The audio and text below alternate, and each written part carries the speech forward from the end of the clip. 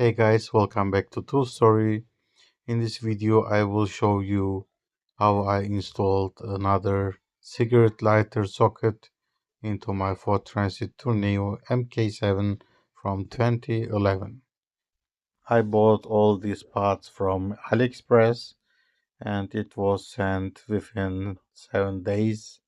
So I installed this external fuse box which I can use for 6 devices. In this case, I'm using it for another cigarette lighter socket. Also, I'm using a 40 amp mega fuse. It's for protecting the car and for precaution purposes. I use Gemini for calculating the correct fuses.